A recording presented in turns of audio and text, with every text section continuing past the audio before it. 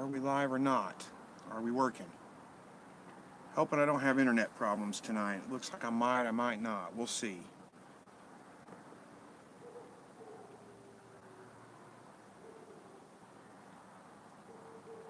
Can't tell if we're going or not. Hey, it looks like we got one person on right now. Who's on there? Jenna, hey, how are you?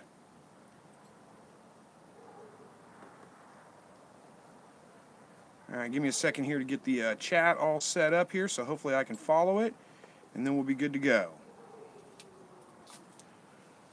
All right, Tyler's on. Jonathan, Roy, hey, how are you guys?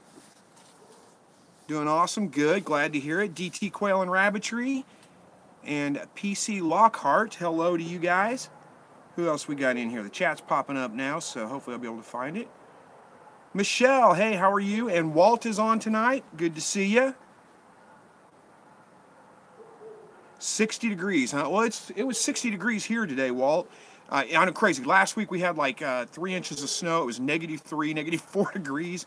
And this week it was 60 degrees today. It's dropped a little bit. It's down in the mid-50s right now, but nice enough I could sit outside tonight. And so I thought I'd just do the video from outside. Hopefully the sound's good. Hopefully it's not too bad when I'm sitting outside. But I just like being outdoors. All right, King Warrior. First question of the night says, are quails disease resistant? They're fairly disease resistant. They're pretty hardy birds. There's not really too many things that go wrong with them, too many diseases that they get. They could get diseases, but for the most part, they're pretty disease resistant birds. They're pretty healthy, so not too much to worry about there. 6 count family. Hey, glad the weather is getting warm enough to be outside. Well, it is tonight. I think it's supposed to be down in the 30s again by tomorrow morning, and then back up in the 50s, so it's just that time of year. It'll be up and down for a little while. LLJ, hey, how are you? LLJ, you're the one that sent me the seeds, weren't you? I think the beans. I got to get my peppers in the mail, my pepper seeds in the mail and back to you. I just got those just like yesterday or day before. Allison Tribley, I'm sorry. Hey, how are you? Let's see, Jonathan. I saw Jonathan Roy, -23 degrees Celsius. That was about what the temperature was here last week. But this week it's warmed up a little bit. Shannon, how are you doing? Michelle says, got my quail eggs, went to Miami for them, spent 2 days, and then back to the Caribbean. Well, nice. Hopefully they hatch out well for you, and hopefully you have a good hatch rate, get some quail going. I remember talking about trying to find somebody that would ship to you, and we couldn't find anybody, but at least you got them, so I'm glad to know that. Silent Wayne, howdy.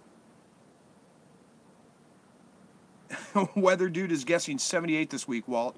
It's not going to be 78 this week here, but it is pretty nice right now. Jasmine, hello to you. Rachel McVeigh, howdy. Jasmine, your first time in one of the live streams. Well, welcome. I'm glad you can make it.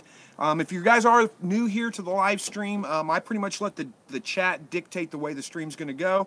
You know, ask some questions, just start up some conversation, and we'll just talk about whatever you guys want to talk about tonight. I'll answer questions. I'll do whatever whatever the chat dictates that we want to do. If I miss your question, because the chat goes by kind of quick sometimes, if I miss your comment or your question, feel free to ask again. I'll do my best to get it answered. I try to answer every question or comment that comes through. Zachary, hey, he says, hey, Chris, how's it going? Missed your broadcast the past few weeks. Hey, no problem. I'm glad you're here tonight. Thanks for joining back in. Jasmine says, your first time I catch one of your live streams. Yeah, well, hey, welcome. Glad you made it. What else? King Warrior, can you tell me the exact right temp and humidity for the incubator? Well, it kind of depends if you're using a still air or a forced air incubator. If it's a forced air incubator, about 99 degrees is right. If it's a still air incubator, you want to go up to about 100, 101. It's a good idea if you're using a styrofoam incubator like a Little Giant or a Farm Innovations or something like that. A couple of extra thermometers in there. Make sure that they are calibrated, not digital, dial type thermometers, and calibrate them before you do this. Make sure to calibrate them. Can't stress that enough. Make sure they're accurate. Put those inside at egg level to make sure that your incubator is reading the right temperature. And then as far as humidity goes, You can do it. Humidity is not as important until you get to lockdown. When you get to lockdown, you want to up the humidity to about 70%. It's probably going to spike up to about 80%, somewhere right around in there, and that's okay. That's not a big deal. If you live in a dry climate, like here in the wintertime especially, it's really dry, just fill the bottom of the incubator. Put as much water as you can in there when it goes into lockdown, because you're going to lock it down and leave it that way. Before lockdown, I usually keep it around 55-60%, somewhere right around in there. I've been experimenting with some dry hatches lately, doing just fine, not adding really much of any water at all. In fact, no water at all until lockdown, and it's been working pretty well. So hopefully that answers that question for you and clears that up. All right, I lost place of where I was. Where are we going? Are you going to breed the other doe with the new buck? Yes, I am going to breed my other doe eventually. This is Harshman Hills asking this question. Yes, I'm going to breed the other doe eventually. My New Zealand Flemish doe cross, or Flemish giant cross, I will breed her to the new buck eventually. But the problem is that I bred her to my old buck before I got rid of him, so I don't know if she's pregnant or not. I'm going to go ahead and give her the 30 days. I went ahead and bred my New Zealand red, so we'll just see how it goes. And then if she doesn't have babies in 30 days, I'll go ahead and rebreed her. All right. LJ, yes, you hope you enjoy them. Beautiful and tasty. We used an 8-foot cattle panel trellis that they overgrew it, and they overgrew it, huh? Well, I'm going to get them planted. We'll see how they do. Watch some videos, and maybe you'll see them in there. I'm going to work on getting some, I think you said pepper seeds. You want some peppers, habaneros, jalapenos? Actually, I don't know if I have any jalapeno seeds right now or not. I'll have to look. But I've got some good habaneros, or an orange habanero. Not overly spicy, but they have that great habanero flavor. They're hot, but they're not overly hot. So I can send you some of those, and they're pretty good. Jonathan Roy says, how would you do quail in negative 40 degrees Celsius? And would 8-week-old quail be ready for the cold? All right, so negative 40 degrees Celsius. Forgive me, I'm a Fahrenheit guy. I don't know what that translates to in Fahrenheit. What's that about? Negative 10, negative 15, somewhere around in there. I can't do the math in my head, and I don't even remember the formula, but I'm just guessing at that. Yes, quail would probably do fine in that. You got to give them some kind of wind block, somewhere where they can get out of the wind. Like protect them from drafts from below and drafts from above. They should do fine in that weather. Mine have been down to negative 3. I've got plenty of reports from people saying, oh, they've kept them down to negative 20, negative 30 Fahrenheit. So that should be fine. I think they'll do okay. And 8 weeks old should be plenty old enough. You're going to want to, if you've got them inside on heat, though, you're going to want to kind of wean them off that a little bit before you move them outside. Don't just take them from like a 78, an 80-degree garage and throw them out in negative, 20-degree weather. You need to kind of wean them off that just a little bit. And I'd give them, make sure you take the heat lamps off of them. Give them several days without heat lamps before you move them outdoors. But they should do okay. Just, again, wean them off that, kind of introduce them to that a little bit slowly for the first day or two, and then they should be fine at that point. Pebbles. Hey, it's Pebbles, the one nervous person that keeps asking questions about quail. You're not the one person that keeps asking questions. I get lots of questions about quails, but that's okay. That's what this channel's for here. Negative 40 degrees Celsius equals negative 40 degrees Fahrenheit. Is that right? Maybe it is. I don't know. I thought, let's see, negative 3 Fahrenheit's like negative 20 Celsius. I don't know. I can't do the conversions between Celsius and Fahrenheit in my head. All right, where are we at here? Zachary says, I realize you probably get a lot of requests, but I run a dog treat business and was wondering if I could send you some stuff. It would help get my name out there. Well, hey, possibly so. I tell you what, if you're on the Facebook group, go ahead and sign up for the Facebook group, Slightly Rednecked Facebook group. Send me a PM, and then we can talk through there and see what we can work out. Jasmine Cherie says, thanks, I'll be watching your videos. I'm thinking about getting started with quail. Can you suggest a good number to start with for meat and eggs? I can suggest a good number to start with. It really depends on how much meat, how much eggs you want. If you plan on incubating and raising meat birds out of them, you're probably going to want to start with a decent number of them. A dozen birds probably is a good number to start with. Maybe a dozen hens and 2 or 3 males. And that'll give you roughly a dozen eggs a day. That's enough to save up to incubate, to run a meat run with, to get eggs to eat with. It'll probably give you more eggs than you want to eat. A dozen eggs is like about the equivalent of almost 3 chicken eggs a day. So hopefully that kind of helps. That kind of gives you some ideas on that. You could go bigger because, if you get more and you find out, well, that's more than I need, you can always eat them. So, that's the good thing about quail. All right.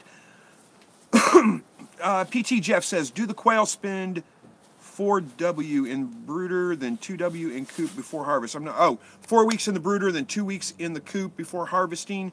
It depends. On the summertime, I usually run my quail in the brooder box for about 2 weeks till they're fully feathered out. Then they go out to the grow out pen for about 6 weeks, and then they're ready to butcher at that point. I've got some roosters out there that are going on, I don't know, 4 months old probably, that I've just been too lazy to get to and haven't butchered, but I'm going to be doing here pretty quick. It's a great thing about quail. They don't really get tougher as they get older. So there's nothing that says you have to butcher them at 8 weeks old. But right now I'm just feeding out birds for no reason. I need to get that done and get those guys eaten. Shoot a video on how to cook them too, so get that posted for you guys. But in the wintertime, I usually will go about 3 weeks in the brooder, just to give them that extra week to kind of wean them off the heat. My garage is unheated, so it gets down in the mid-50s during the wintertime when it's 30 degrees outside, so that's a good transition period for them before I move them out to the grow-out pens. All right,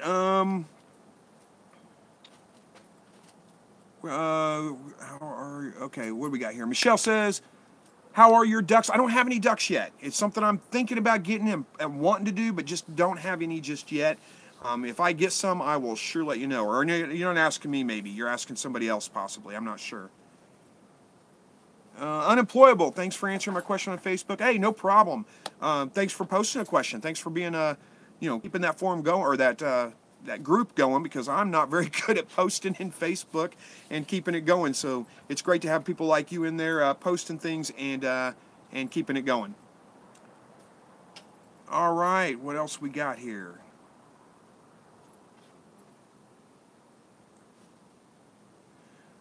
Unemployable is helping me out with, did I lose connection here? Is everybody still hearing me okay? The chat slowed down and my video in the background over here is froze. Hopefully I did not lose a connection. All right, a couple people leaving some comments now. Maybe it's still going. I'm going to assume it's still going. Let me know. Somebody respond to me. Let me know if you guys can still hear me okay. Okay, good, good. It must be my computer that's having problems. That's all right. I got this. All right, good deal. What else we got going here? I missed a couple of comments, so I apologize if I missed yours. Let's see. Kristen says you've been in the, your baby had 8, or your doe had 8 rabbits. You've been in here asking some questions, and she had 8 rabbits. Congratulations. Glad that that worked out well for you. Tyler, I'm sorry. Tyler G. Hey, how are you? Glad you stopped by. Mariano had a good question. I must have missed it. Hey, Chris. Oh, wait, there it is. Hey, Chris, I have a white quail along with 2 brown quails. The white one laid an egg once and then stopped. What's going on? It could be any number of things. More than likely, it's lack of light. That's almost always the first reason why quail stop laying eggs. They need about 14 hours of light a day in order to lay on a regular basis. So if you don't have an artificial light on them, with it being wintertime, assuming you live in the, this part of the country, I don't know where you live, but this is the shortest time of the year for us. So that's usually what happens whenever they stop laying eggs. All right. All right, Chris, just stopped by to say hello. I already answered that, I think. Okay, you still hear me? Where are we at here? Walt, Meltzer Farms has a couple of breeds that they lay up to $300 a year. I think you're talking about ducks, aren't you, Walt? Yeah, there's a couple of duck breeds out there that are pretty good. I just, again, haven't really looked into ducks too much yet. I'm looking at it. I'm thinking about it. Probably will someday, but it may be a little ways down the road. I got to build some fencing. I've got to build some pens for them, that kind of thing. So it may be a little way before I get those. All right, what else we got here? How many years do you think a buck rabbit is fertile? A buck rabbit's usually fertile about 4 years at the most. Usually around 3.5 to 4 years, they're about done. So you want to look at replacing them. I usually want to look at replacing them about every 3 years. I let my last buck go a little bit long, and I haven't had any baby rabbits since April because of it. All right, we're at DT Quail and Rabbit. He said, so I had a 3-month-old rabbit for no reason that I can see. He was healthy with no signs of sickness, and the weather has been really mild. Any clues why he would just kill over? No, any number of things, DT Quail. I mean, that's kind of the same thing that happened to my doe.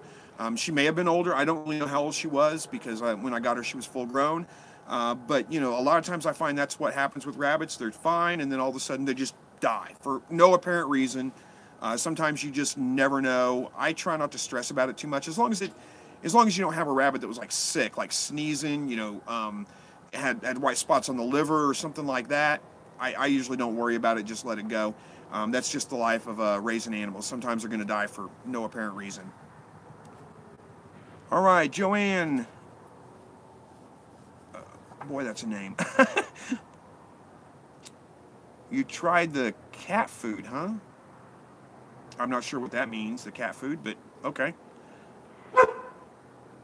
Called golden. Yeah, okay. The duck breeds are called goldens that lay 300 eggs a year. That may be something I'll look into. Yep, 6 Count Family, talking about my my cooking videos that I've done. Had a lot of requests for those. I'll do some more of those. I'll work them in somehow and get some more. I've got a rabbit defrosting in the fridge right now, so maybe I'll get one shot this weekend. We'll see.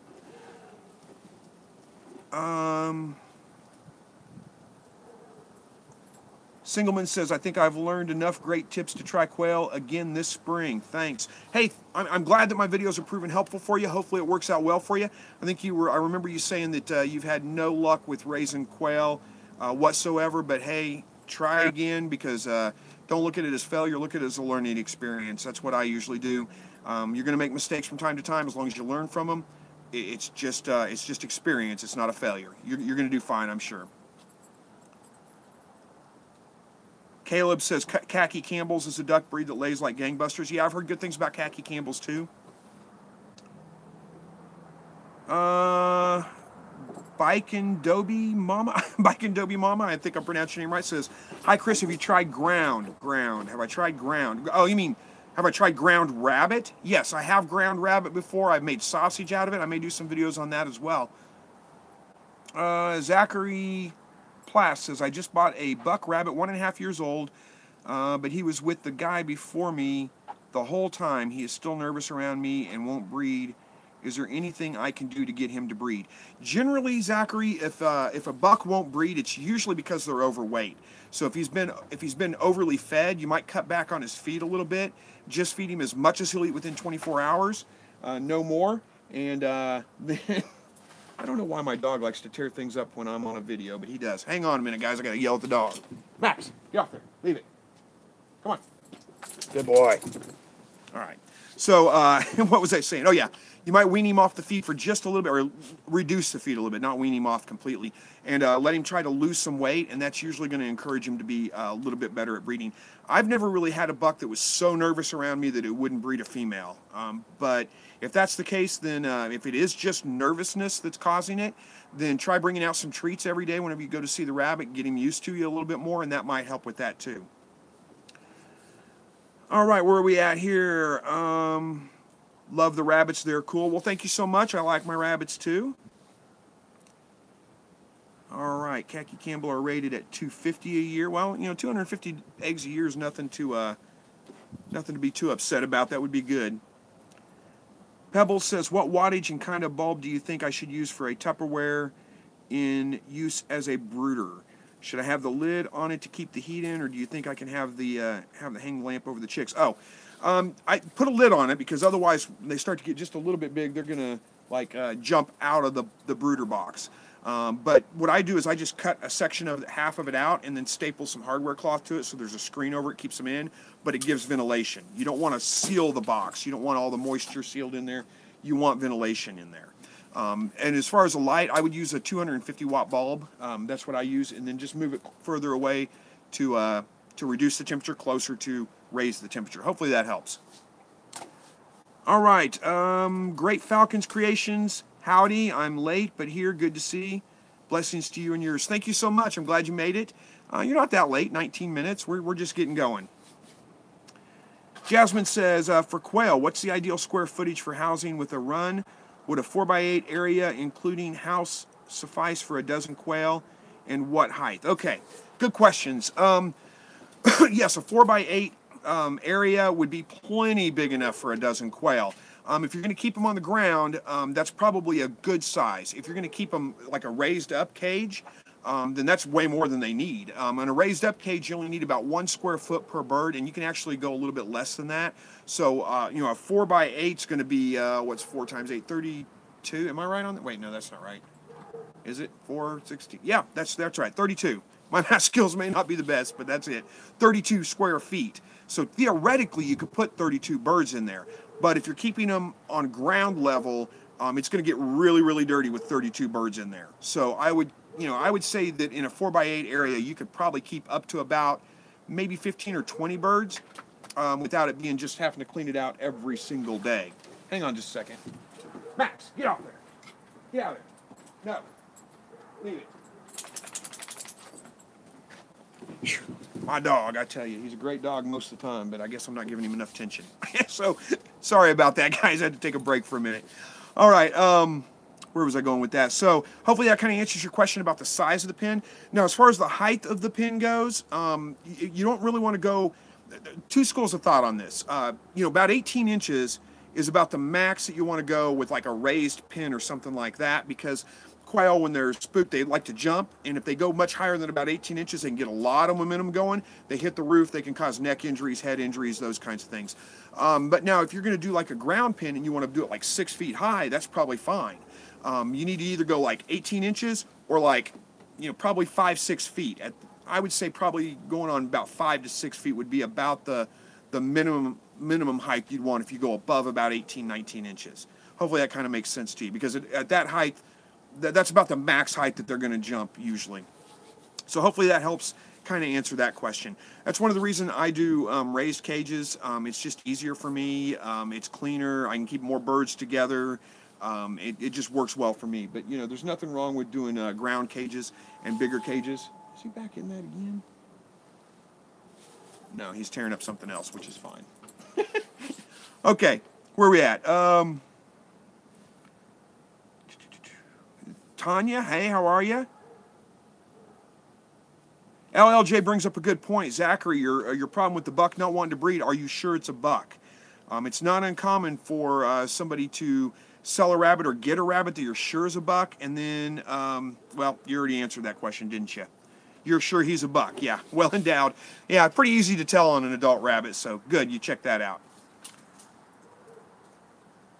Yep, Walt, a blue Rubbermaid tote, the 12 gallon size, makes a great brooder. I agree. I like the clear ones because you can see through them. You can actually see the birds in them. But the blue ones work great. That size is a great size. Sharky Vasquez, almost your comment. Walt says, I raised 6 chicks in them. Put the heat lamp on the side to let the birds decide where they want to be. Put the feed and water on the cool side. I do the same thing. I put the feeder I use is a really long feeder, so it sits down the side. Part of it's in the heat, part of it's not. The water I always put in the cool side. I put the light on one side of the brooder box so that they can decide, they can temperature regulate wherever they want to be. And that's how you can I don't use a thermometer in my brooder box. I put the light on there, and if they're all huddled together underneath it, then I know it needs to be warmer. I move it a little bit closer. If they're all spread out far on the other side of the brooder box, I know it's too hot. It needs to be moved a little bit further away. That's how I regulate my temperature in my brooder box.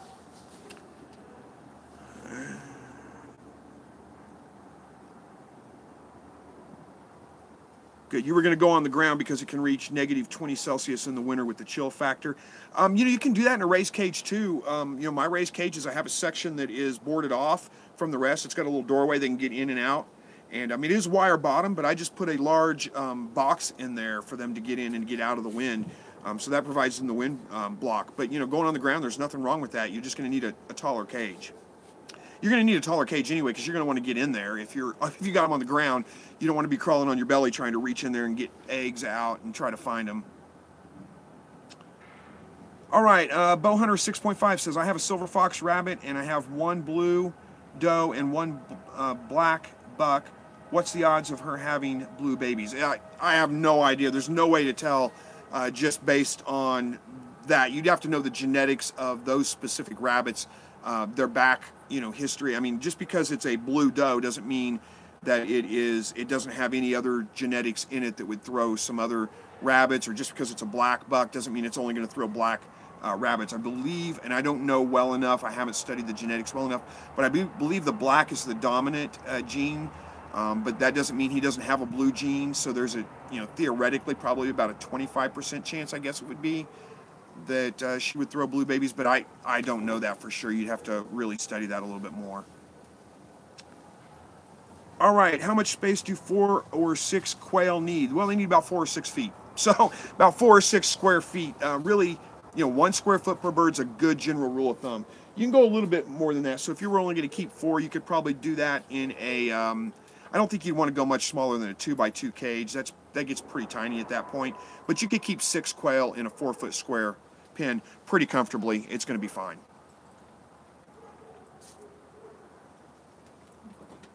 All right. Walt says, I use some screen shelves as lids on the tote. Put them in the floor in the garage. I put mine on the floor in the garage. Screen shelves would work great as lids. I just used the lid that came with it. And I just, like I said, I cut half of it out and stapled a piece of hardware cloth to it, or wired it to it is actually what I did. And that, I mean, it's the same concept. Works pretty well. And I keep mine on the floor in the garage too. Well, still, negative 40 degrees Fahrenheit, Jasmine. That's pretty darn cold. All right, Sharky says, how long have you had your rabbits for? Well, let's see. The ones I have right now, I've had the buck for a little over a week. I've had the one doe for about 4 days. And I've had the other doe for about 6 months. These are all fairly new rabbits to me. Bowhunter says, okay, thanks for answering my question. Hey, no problem. That's what I'm here for. Glad to help. Walt says, if the blue color is recessive gene trait, odds are 1 in 4. Yeah, it's kind of what I was going with, but again, I'm not 100% sure if blue's recessive, I don't know all the details of that. Great Falcons Creation says, how do you feel with falcons or hawks? I had 2 terrorizing my birds as a result. I got 2 split heads in my breeding pen. If my area isn't very in my area it's very illegal to do anything against them. I've used CDs hanging. How do I deal with falcons or hawks? Well, I haven't had too many problems with them, honestly. I had one problem. I had a Cooper's hawk, a young Cooper's hawk that perched on the quail hutch. I think I shot a video about that. That's been like almost a year and a half ago, I think. He perched on the quail hutch, and boy, he was out there like every day for like a week. He was climbing underneath it, trying to get him up through the bottom of the cage, everything. But after about 3 or 4 days, he kind of gave up on it and just went away, and I haven't had problems since then. I had an owl that came out at night. I would catch him on the game cam I had set up out there every once in a while, but he couldn't get into the cage either, so he ended up leaving him alone. I don't know good advice to tell you on that other than just make your pens really secure. If they can't get to them, they usually give up pretty quick and move on. But yeah, as far as it being illegal to do anything, yeah, it's illegal everywhere in America. If you're in the United States, it's illegal to shoot hawks, falcons, eagles. Really, it's illegal to shoot any bird except for starlings and the sparrows, not the European sparrows. Those are both invasive species, so those are legal. And of course, any kind of game bird during seasons and all that kind of stuff. But it's actually illegal to do that to any bird. All right, Maddox and Peyton, hey, how are you?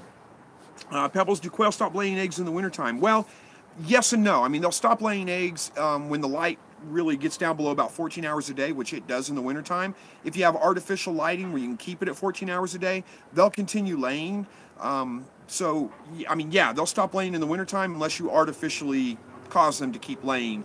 Mine have stopped laying pretty much right now because the solar light for the last 2-3 weeks, it can't keep up. You can see it behind me probably. It's on right now. But it doesn't get charged up enough with the short days to give it 14 hours of light a day. It'll pick back up here in about a week probably, and then in another week or two they'll start laying again. All right, it's 50 degree humidity okay until lockdown. Yeah, Michelle, 50 degrees humidity is fine, or not 50 degrees humidity, 50% humidity. Sorry, 50%. Hopefully you mean that, not 50 degrees temperature, because that would be bad. But yes, 50% humidity is fine until lockdown. You can go even lower than that actually and be just fine. All right, Walt says each parent has a major and a minor gene. If the major genes cancel out, the recessive genes come out. Yeah, there's a lot to genetics. I used to be more well studied. I actually went to college as a biology major for a little while, but that was a long time ago. I've forgotten most of that. Don't remember anything about it. So I'm not even going to talk like I know all I'm talking about when it comes to genetics. All right, Pebble says, how many times do quail lay eggs in a day? Generally just once a day. You might get one that'll lay 2 eggs in a day, but it's not going to be 2 eggs every day. It's rare for that to happen. Yeah, like Walt says, about 1 egg every 26 hours. All right, looks like the chat is slowing down a little bit. Where are we at here? 30 minutes in. We got 34 people on tonight. I think that may be a record. I don't think I've had 34 people on a live broadcast at one time before. Jasmine says, what breed of quail do you recommend for a beginner? Honestly, they're all the same. Well, very similar to each other. Coturnix quail are Coturnix quail. There's just different genes and things. I really like the standard colors, the standard browns, and you can get them in a jumbo. So like the jumbo pharaohs or the jumbo meat makers, they're all a standard brown color. I really like those the best, in my opinion, in my experience. They have the least amount of aggression. The A&Ms, or they're not really usually A&Ms, but that's what everybody calls them, Texas A&Ms, the white ones. They tend to be, in my experience, they tend to be much more, so you have more problems with them fighting with each other, some of those kinds of issues. And the standard browns, you can sex them visually, so you can just look at them and tell which one's a rooster, which one's a hen. So they're much easier from that standpoint too. I just find them to be a little bit calmer as well. I like those birds quite a bit. So I would think that would probably be a good one to start with. If you like the pretty colors, there's lots of different colors you can get into. All of them work pretty well too. The tuxedos, the Italians, I've got some silver quail out there that I like quite a bit, their coloration. So there's a lot of different things you can choose from, but that's kind of how I would go with it. All right, Zachary says there is 2 slightly rednecked on Facebook. One is a picture of you holding his fish. Is that the one? Yeah, well, I have a slightly rednecked page, and then I have a slightly rednecked group. So the Facebook group you can join. You can like my page and follow my page. I'll give you a warning right now. Like I said, I don't really. My dog dug up a carrot out of the container over there. It's got to be horrible, but oh well. He's having fun with it. You can like the Facebook page or follow it. I'll give you a warning. I'm not very good at keeping up with posting on Facebook. I'm working on trying to get better at that, but I'm just not great at that. That's not my strong point. The Facebook group allows members to post in there all the time, and it's a little bit more active because, well, there's other people posting in there, not just me. So you can do both if you want to, either one. All right, where are we at here? My college was 76 to 1980. Well, if you took genetics back then and you still remember it all, you're doing better than me, because I wasn't even born until 74. I didn't go to college until 93. So,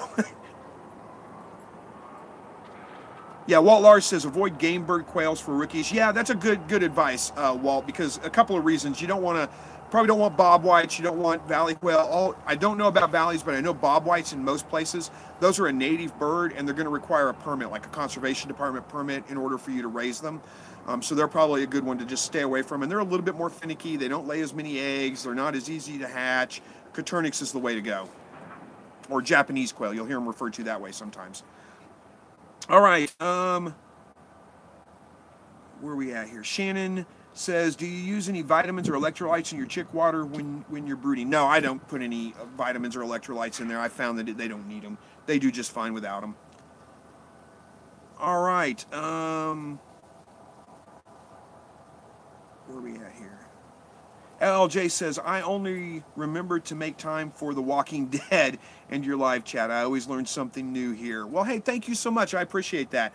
I'm actually a Walking Dead fan too. I watch it. Sometimes I feel a little guilty and think maybe as a Christian I shouldn't be watching this show, but I guess that I don't know. I don't think it's that bad. I do like the show. I do like. I'm kind of waiting for it to come back on. Unemployable says, do you have any space-saving, yield-maximizing gardening tips? Trying to get the most out of a small backyard. Yeah, Unemployable, if you've got, it depends on what you want to do. I mean, if you're wanting to do a plot in the ground, I always suggest sheet mulching. It's by far the best way to go in my opinion. No tilling required. Much less water than what you'd use with most gardens. And I've got some videos on how to do that. And there's another great video out there. It's Back to Eden. If you've watched the Back to Eden videos, basically that's sheet mulching. It's the same thing. And it works great. If you're looking at, you don't want to put it in the ground, then I would go with containers. Container gardening, I've got some videos on how to do self-watering containers, how to make those out of like Rubbermaid tubs. They're pretty convenient and save you a lot of space. Just make sure that if your containers, you don't try to do like beefsteak tomatoes in a container. I mean, they'll work, but not that great. Beefsteak tomatoes are huge plants. They get great big, require a lot of water, a lot more space than what a container can provide. But they do have container variety tomatoes. Think like cherry tomatoes and those kinds of things, and those will work pretty well. Guys, give me just one moment. I gotta holler at the dog again. Max, leave it. Come on, get over here. Down. Good. All right. Sorry about that. He's getting rambunctious. All right. Where we at here? Missed a couple of things. What's my male to female ratio? I think you're talking about, this is Houdini. I think you're talking about my quail male to female ratio. Make sure the dog's not getting into things again. Nope, he's good. My male to female ratio, I usually go 1 male to every 4 females, roughly. You can go a little bit higher than that. You don't want to go much lower than 1 to 3. 1 to 2 or 1 to 1 is bad. Your females are going to get overbred and going to get beat up pretty bad. Okay, have you ever heard of the YouTube channel A Chick Called Albert? The quail of a man who controls the account is a Caturnix. He hatched from some store-bought eggs, I think. It's a real tame fella. Huh. No, I don't think I have heard of that. I mean, maybe it sounds vaguely familiar, but I haven't watched it or heard much of it anyway. Great Falcons Creation says, what's the link to the Facebook page or group? You know, I don't know if I've added it to the last couple of videos that I've created, but if you go back to like several of my videos, it's linked in there. It's just Slightly Rednecked Facebook group. I mean, it's facebook.com, groups, Slightly Rednecked or something like that. If you just do a search on Facebook for Slightly Rednecked, you should be able to find it. I mean, there's my page, and then there's a group. And the group requires, permission. I pretty much accept everybody. As long as you don't start being a jerk, you're welcome in the group. If you start being a jerk, I'm going to kick you out. All right, Noah P says, is there a certain breed of meat rabbits that's good for beginners? There's lots of different breeds of meat rabbits. Really, it just depends on what you can get. You can't go wrong with the standard California, New Zealand's, New Zealand whites, New Zealand reds, New Zealand blacks, any of those. Silver fox are pretty good. New Zealand's are pretty much the most popular one, and they're the most popular one for a reason. Good feed ratio. They generally have babies that grow out quick, about 8 weeks to butcher time. And they're just all around good meat rabbits generally. So that's a good one to start with if you're looking. But there's lots of different ones. None of them are necessarily wrong. King Warrior says, what's wrong with inbreeding? How do you breed your quails?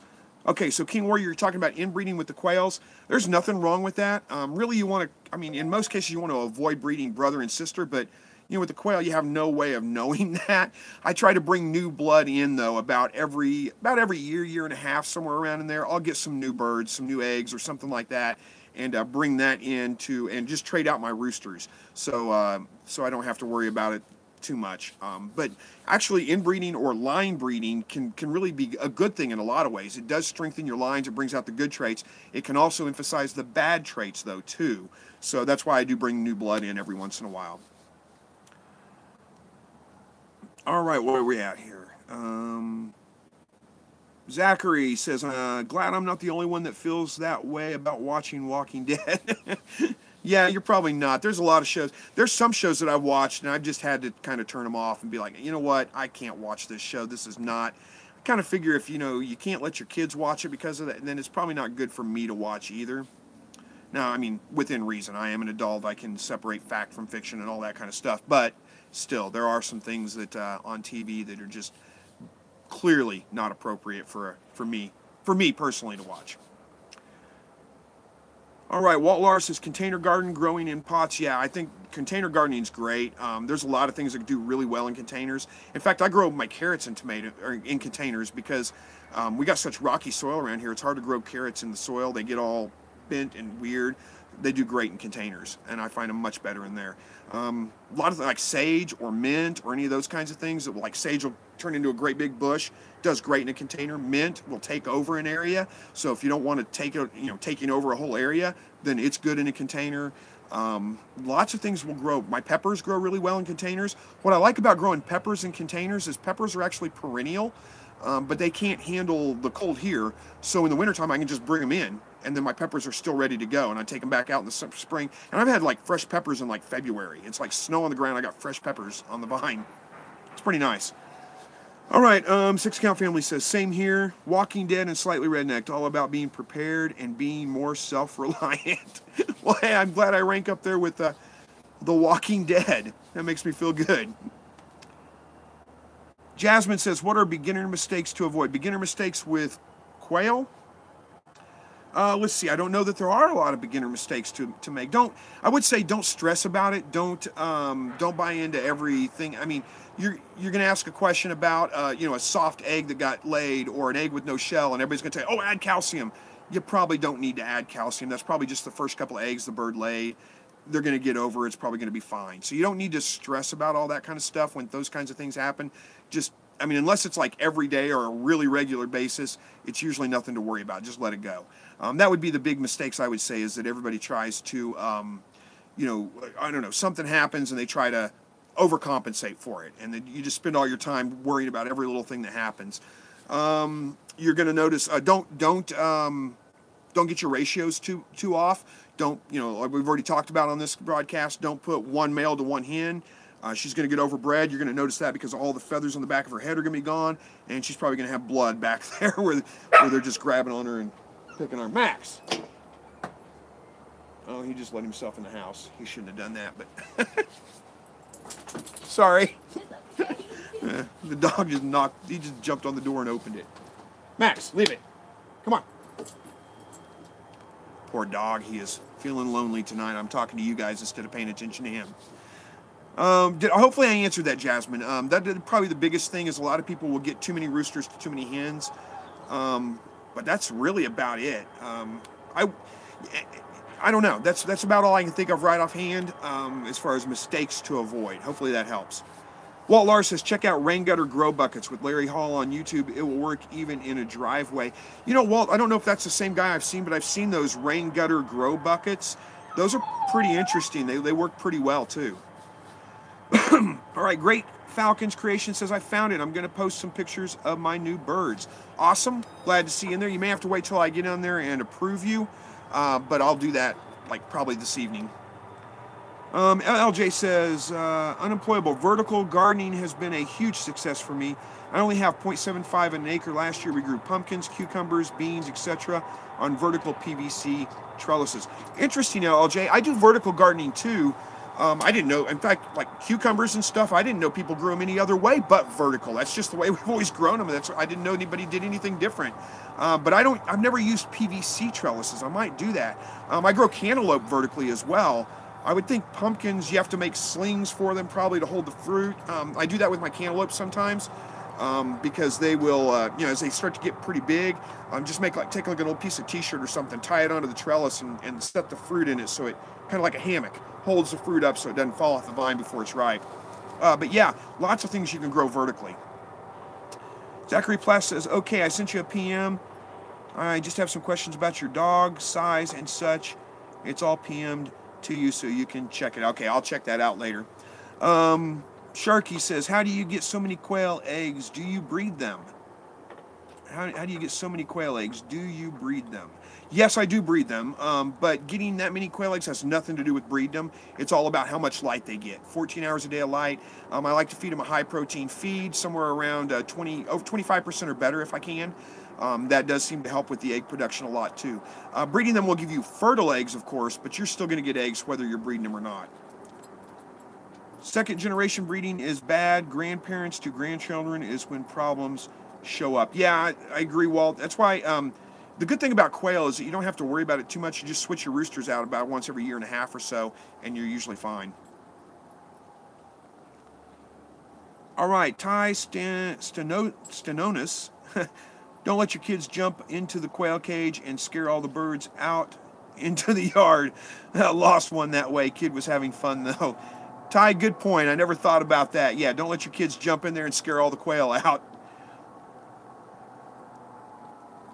Yep. Walt's got the same opinion. Soft eggs are just practice eggs. Don't worry about them if it's just one or two. I agree. King Warrior says, how do you know which eggs are fertile? Well, without cracking them open, you don't. But generally speaking, as long as you got your ratios right, one male to every 4 or 5 females, as soon as they start laying fertile eggs, for the most part, the eggs are all going to be fertile. And you can tell when you crack them open and dump them out, the fertile eggs will have like a bullseye. There's a little white dot in the yolk, and the fertile eggs will have like a bullseye ring around them, where the non-fertile eggs won't. So I know it's a little bit tricky to see, but once you see it, you'll know it. You'll know exactly what I'm talking about. Okay, Quez the Hunter says, how many rabbits do you have? I want to raise some, but not too less or too many. I only keep 3. I keep 2 does and a buck, and then of course I get like 10 or 12 babies every once in a while. But as far as breeders, I only keep 3. That keeps me with plenty of baby rabbits, plenty of rabbits in the freezer. All right, Jasmine. Jasmine says, thanks for answering my question. Hey, no problem. Bow Hunter says, I added you also on Facebook and the group. Well, thanks for joining. I appreciate it. And if you guys have requested a friend request from me, like a personal friend request from me, don't be offended when I don't accept that. I got way too many people requesting I can't accept everybody, and I can't keep track of it, and it clutters up my feed too much, and I can't do it. So don't be offended with that. Join the group. I'm glad to be able to talk to you guys in the Facebook group and that kind of stuff, but I accept everybody on my personal friends list. You guys can creep my page. I don't think it's private. There's nothing exciting on there, but anyway, hopefully that makes sense. What is the best food for quail and eggs or rabbits? Quail and eggs or rabbits? Okay, the best food for quail and rabbits. Oh my gosh, that's a huge topic. As far as the best, it's hard to say. If you're going to feed them a store-bought feed, then go with a game bird starter or a turkey starter. You can usually find 1 or 2 of those. They've got a higher protein level. Try to get non-medicated feed if you can. That's going to be the best bet. For rabbits, I always go with you just go to a local feed mill and ask them, or a feed store, and ask them what they got for game bird starters or turkey starters, and for rabbits, rabbit feed. I feed rabbit pellets. I usually try to get about a 16% protein if I can. Try not to go below about 12% protein. And then hay. Rabbits need hay. And I always try to go with a Timothy hay, not an alfalfa hay, because pellets are generally mostly alfalfa based. So hopefully that kind of answers that question. LLJ says, pantyhose and old bras from the thrift stores for the melon support. The old bras are a family joke that hasn't gotten old when company comes over. I can imagine. You saw me kind of giggle there probably. I thought some really inappropriate jokes we could talk about with that. I won't do it though. Zachary says, my dog chased one of my new ducks away, didn't have her home more than 10 minutes, and my dog chased her right over the fence and into the pond. Oh no. I don't know why that reminds me of that, what was that? Was it Chevy Chase movie where they moved out to the country and he got the dog? He brings it home and they're like, oh, we got a dog, yeah. And they let it out and it just runs off and it like keeps going. And they're like, hey, it just keeps going. And then I don't know, days later, the dog's coming back by and it just keeps on running, just keeps on going again. Anyway, I don't know why it made me think of that, but it's kind of funny. Ty says, do fertile eggs taste different than non-fertile eggs? I have no males, so I don't know. No, fertile eggs taste the same. There's no difference. Now, if you let your eggs sit on the counter at 75 degrees for a while, they're going to taste different for sure because they're going to start developing, but you would know that. That would be very clear to you. Jonathan says, rabbit shouldn't be breed father to their girls. No, you can breed father to daughter. You can breed son to mother. You don't want to breed brother and sister. You want to stay away from that. I love games. Hey, you're not late. We're 48 minutes in. We got another 10 or 15 minutes before we're going to clock off here. Robert G says, would some jumbo pharaohs fight my smaller Texas A&M? Maybe. When you first introduce them together, probably. But that's pretty common with any bird, any quail. When you first introduce them together, they're going to fight. Whether they're the same or not, who knows? Whether they're going to eventually get along, they probably will. It's hard to say for sure. Zachary says, I have a hard time cooking rabbit. It comes out so tough that you can break your teeth. I'm getting very discouraged. I have tried 4 recipes, and the only one that came out okay was soup. Okay, Zachary, there's a couple of things about rabbit. When you butcher rabbit, one of the things you need to do is you need to let the meat rest until the rigor mortis leaves the meat. And so if the rabbit is like stiff, like when something dies, it gets stiff, rigor mortis. If it's stiff, don't stick it in the freezer, stick it in the fridge. I personally believe you should dry age meat, but a lot of people will tell you to put it in salt water or something like that. I don't find that necessary. Just put it in the fridge, in a bowl, cover it with a paper towel so nothing gets on it, and let it age 24 to 36 hours until the rigor mortis leaves the meat, and that will help a lot with that toughness. The other thing I find that rabbit does much better baked or crock pot or roasted, something like that. And always want to put, if you can, like a cover over it, aluminum foil, a lid, a baking, a cooking bag, a crock pot with some liquid in it, something like that. That helps a lot too. It's very lean, so it doesn't have a lot of fat to add moisture to it. It wouldn't hurt to brine it. You could brine it before you cook it, 24 hours before you cook it. That's a couple of tips that might help with that. All right, Michelle says, is it okay if you have the medicated feed since I have 25 pounds bought already? Can I use it when the babies are... Yes, you can use it for sure. You probably want to wait. Now, it depends on... the medicated feed is really... We had this discussion in the Facebook group the other day. It's a... I can't remember the name of the... whatever it is they put in it to medicate. It's not really like an antibiotic or anything. And the FDA says it's safe to eat. Safe to eat the meat. I don't want to eat meat from birds that are medicated, but if you give them 30 days or so off that before you butcher or eat any of the eggs, you're probably going to be fine, and you could probably eat them just right. I mean, the FDA says it's fine, so yeah, it's going to be okay. You're not going to die from it. Yeah, soup gets boring to me, soup gets boring after a day. I'm not much of a soup eater myself. King Warrior says, thanks, Fran, for answering our inquiries. Your videos are beneficial and great fun to watch. Well, thank you so much. I'm glad you guys like them. LLJ says, Zachary, slow cook and low temp may help. Yeah, that's a good suggestion too. LLJ has there is cook it a little bit slower than you would other things, and a little bit longer. A little bit lower temp. So, I cook rabbit in the oven 350, 325, and it's probably going to take 45 minutes to an hour to cook. Anyway, hopefully that helps. Sharky Vesquez says, this is George. He loves everyone. He's friendly and only has a head. I think you're talking about the little smiley face you posted there. I don't know what to say to that. All right, I Love Gamers says, my rabbit successfully gave birth. The kids are doing well, and they're about 2.5 weeks old. Well, congratulations. Glad to hear that. Michelle says, what's the real reason for not using the medicated kind? It's really, again, just my personal, I don't like medicated feed just because I don't want the thought of that being passed on to me in the meat and the eggs. That's it. That's all it is.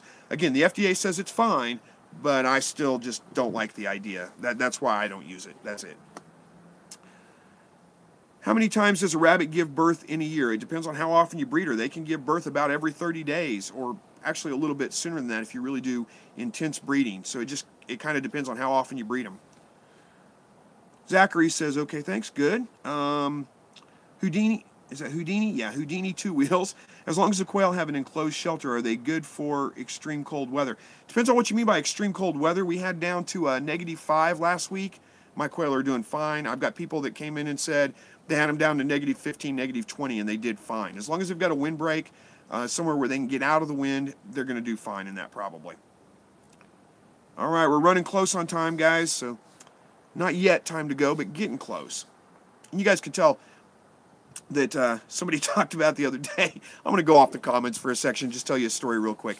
Somebody talked about the other day that they were surprised when they saw my video and had snow. They said, I'm surprised you get snow that far down south. Well, I'm in southwest Missouri. I always say we're kind of southern, but not really southern. I say you guys instead of y'all. Lots of people say fixin' to around here. We have a lot of kind of southern things that go on. We eat biscuits and gravy, and some of us eat collard greens and, squirrels and rabbits and those kinds of things, but we're not really fully southern down here. All right, crock potting it, yep. How many times do you replace your roosters to avoid incest issues in the future Quail generations. I usually I replace my quail roosters about once every year, year and a half, somewhere right around in there.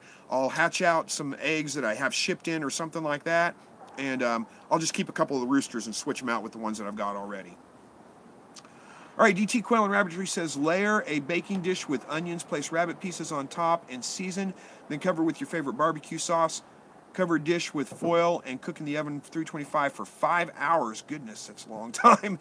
Best pulled rabbit ever. That's a good suggestion, though. 5 hours is a long time to cook them, though. Another quick, if you want something quick and easy to do, is pick up one of those McCormick bag-in seasoning. They're like a box seasoning. They're in the seasoning aisle, and they're made for chicken. And it comes with a cooking bag and some seasoning sauce or seasoning mix. And then it says put in like 4 cups of your favorite vegetable, carrots, onions, celery, whatever you like. Just get some of that. Potatoes work well in this too. You put all that in the bag. You put the rabbit all cut up in the bag with it. You sprinkle that seasoning all over the top of it. You seal the bag up. You stick it in the oven. It's like 350 for like an hour or something like that. And that always turns out pretty good. And it's quick and it's easy and it's cheap. So that's a good suggestion. All right, Robert G says, I live in Arizona. Can I put outside some 4-week-old quail? Heck, I would. I'd put them out at 2 weeks old, but that's just me. Yeah, in Arizona, you should be fine to put them out at 2. As soon as they're fully feathered out, they're usually good to go out of the brooder. Wean them off the heat for a day or two, but then go right out to the grow-out pens. Zachary says, I did 350 for 45 or 50 minutes. I didn't cover it, so I will try that. That'll help, and also add a little bit of liquid, like some chicken broth or even just water or something like that will help with it too. I like chicken broth because rabbit's a very mild flavored meat, and I think chicken stock kind of gives it some flavor.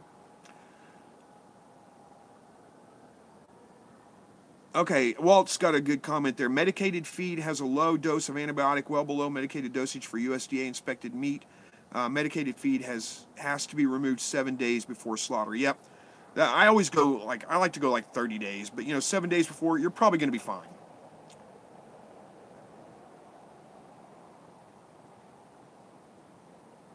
Yeah, I don't know about, some of the things the FDA said. I mean, they've said things were healthy that weren't. They've said things that weren't healthy are. I mean, they make mistakes just like everybody else. I'm not saying they're out there to do everybody wrong, but, I'm still not buying that it's all safe to eat. If you're eating it on a regular basis, once in a while, it's not going to kill you. But if you're eating it on a regular basis, yeah, probably not the best.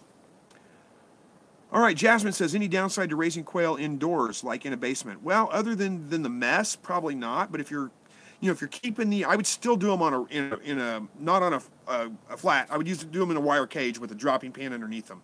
If you can keep the droppings dry, there's not a lot of smell. But if the droppings are wet, boy, that's going to be a strong smelling basement.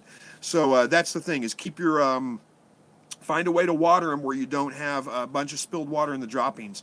That'll keep the smell down quite a bit. And you're going to have to be pretty diligent about emptying those trays out pretty regularly.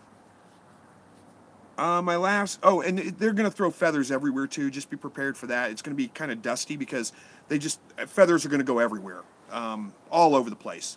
They're pretty easy to clean up, but still, it's going to be kind of messy. All right, my last is hard to say, but you actually got it right. My last is hard. Oh, Vasquez. Oh, your last name is hard to say, but I got it right. Well, that's actually not too bad. We've talked about this before. What I do for a living, I work for a call center. I'm an account manager, and one of my, my campaign, we work part of it out of the Dominican Republic. So it's a bunch of Spanish names. I can't pronounce most of them. I don't speak Spanish. I'm not good at it at all. Those guys make fun of me all the time when I try to pronounce their names. And they're mean. They make me pronounce them. They make me try, so they make fun of me. All right, what else we got? Basement keeping needs lots of air. Yeah, Walt, that's a good suggestion too. Walt's always here to give good suggestions when I don't answer the questions well. Yeah, if you're in a basement, you probably circulation, some fans going, not directly on the birds, but enough to circulate the air and to keep it a little bit fresh air coming in. What should I do with my rabbits while on vacation? Allison, what I would do is find somebody to come and feed them every day and make sure they got water, and that's about all you need to do. If you got a neighbor that's willing to do it, then that's the easiest way. Zachary says, that sounds like a good idea. I will try one of those. I'm sure they have the chicken seasoning bag in my area. I get them they're at the grocery store. Pretty easy to find. I don't know where your area is, but hopefully they do. DT Quail and Rabbitry says, I'm used to smoking brisket and pork shoulders for 10 to 12 hours. 5 hours to me is not that long. Well, no, good point. And that brings up another good point. Smoked rabbit is fantastic. So if you have a smoker, throw it on the smoker. It's really, really good. For Canadians, can you recommend a good hatchery to order quail from? Jasmine, I don't know right offhand. I've never talked to anybody that's able to ship internationally. I don't know what the laws are about doing that. You might check with, I always recommend Kansas City Quail Farms. Great birds, great selection. They do a great job. But I don't know if they're able to ship to Canada or not. But I would assume maybe. Check with them and see. Just look them up on Google, Kansas City Quail Farms. You'll find their webpage. Tell them I sent you. All right. Sean says, finally got on. How are you, Chris? Well, I'm doing well, but I'm sorry to say this, but I'm getting ready to check out of here. I've been on here for just a little bit over an hour, and I'm going to have to call it a night, go in and spend some time with the family, eat some dinner, and get ready for bed so I can get up and go to work tomorrow one more day this week. Sharky, you subscribed. Well, thank you so much. I appreciate that. 6 Count family, you have a good night, too. And Houdini, thanks so much for watching the videos. I'm so glad that you've found them helpful and that you're liking them. Shannon, you have a good night too. Michelle, you have a good night. Blessings to you as well. Allison, about to feed the baby bunnies, huh? Well, good luck with that. Hope that goes well. And LLJ, good night to you too. If I'm going to work on getting those. You're good with pepper seeds, hopefully. I'm going to work on getting some of those together and get them sent out to you here in the next day or two. Yeah, Walt, good point. Probably better off to buy your eggs in Canada to save the international shipping. I don't know, though. Check into it and see. All right, guys, I got to wrap this up. I got to quit looking at the comments or I'll keep responding to you guys. Thank you so much for joining again tonight. As always, I've really had a good time hanging out with you guys, answering questions, and just chatting a little bit. So thank you so much. And as always, guys, God bless, and we will see you next week.